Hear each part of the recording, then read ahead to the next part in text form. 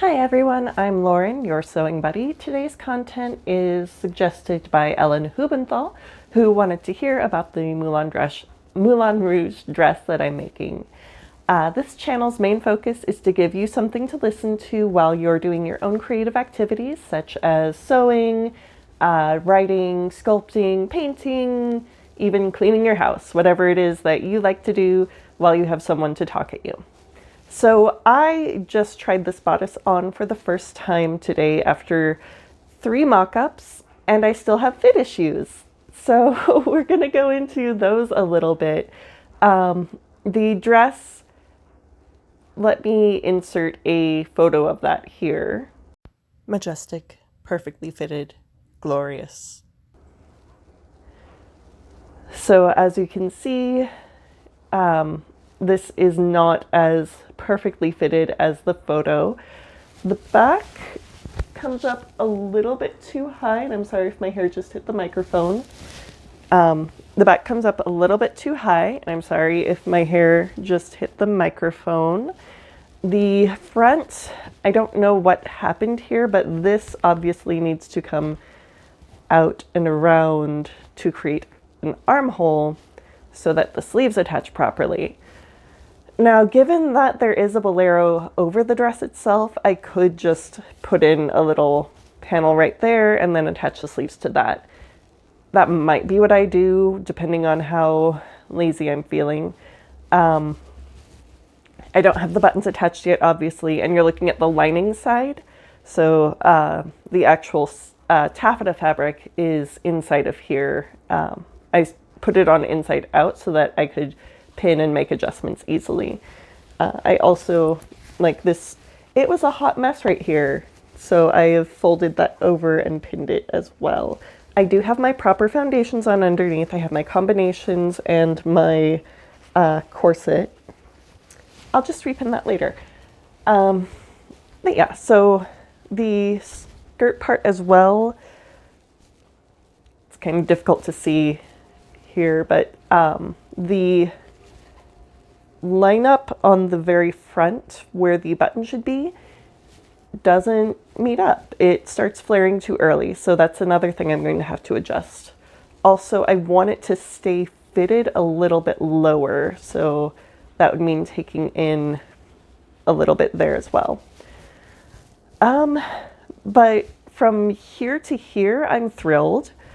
So that's something at least. I think I am just going to recut it all and start over. I have time. I don't need it until the end of July. Yeah, and also the embroidery that I've been doing for the bolero, I'm going to have to start over again because I found some better high resolution photos of the embroidery, and what I had thought it looked like is not actually correct. So that's going to be another thing. I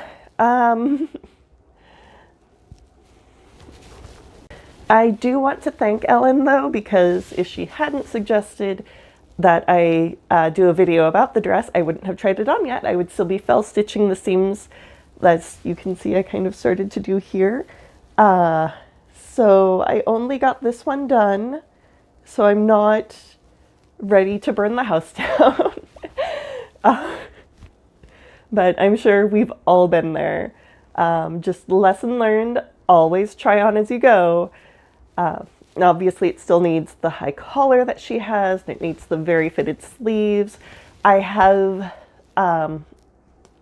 coverable buttons coming, those little 2-piece, you put the fabric on and then tuck it all in and snap them together, because I can't find burgundy fabric covered buttons in the right size. So I'm just going to make my own, and I'm sure that will be one of the future listen to me talk at you videos. There has been some drama in the costume college community. I just want to touch on that a little bit. I don't want to go all the way into it because I can kind of see both sides. Essentially, it boils down to teachers shouldn't have to pay to attend costume college. Neither should board members or committee members. But then will that leave enough funding for Costume College itself? Like, can Costume College afford to not collect revenue from that many people? And it's a whole thing, and it's been handled poorly, a little bit on both sides. Just for example, they completely turned off comments on some posts regarding it, and then put the whole page on approved posts only, so that they didn't explain why they were doing that at the time either. So that created a whole new kerfluffle, which some people who were otherwise going to stay out of it got involved. It's a thing. I do really like this shape. Damn.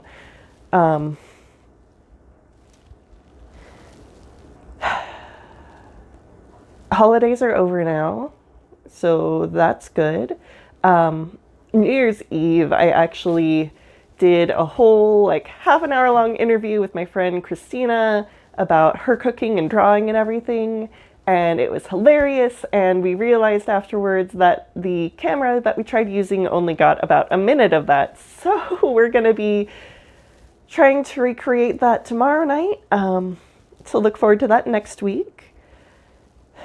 The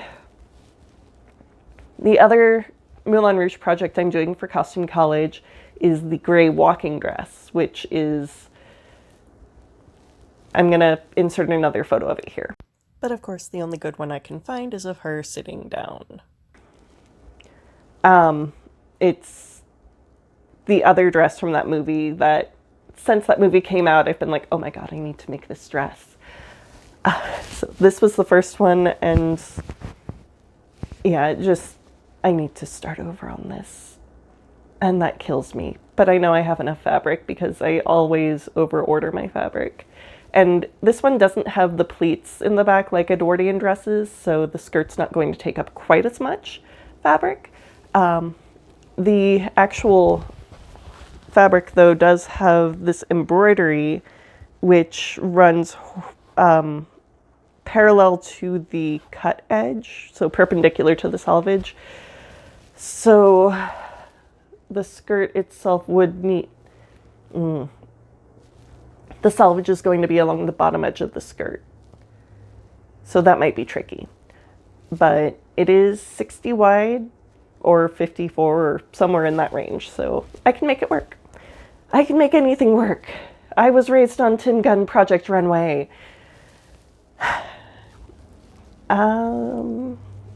What else would you want to hear? How I'm doing on my 2020 goals so far. I have managed to sew something every day. We're on day, what is today, the 6th? So almost a whole week. We have our first HelloFresh delivery coming today. Not sponsored, but open to sponsorship. HelloFresh, it's a meal kit. So instead of going back and forth, what do we want to cook for dinner? What do we want to have? Do we want someone to bring us dinner? It's just reach into the fridge, grab a bag, put it together, and it takes about half an hour. So that should be a lot better for us, I think, overall. As far as not being on the couch as much, that's still to be seen. New Year's Day, I was on the couch because rum is a tum tugger, I'll tell you that. We also saw Cats, the movie. That is a thing that exists in this world. Yep. All I will say is during the very last scene, during the monologue, watch lead cat dude's face. It changes the entire scenario there. Anything else you need updating on before I get to tearing this apart and doing it right? I think that's good for now. So as always, please like, subscribe, and share, and comment, and let me know what you're working on. Talk to me about some of your you thought you were on the right track and then suddenly realized it was all wrong, because I could use some commiseration right now. I hope to see you, well, I will see you next week with my interview with Christina, and I hope that you go make beautiful things this week. See you then.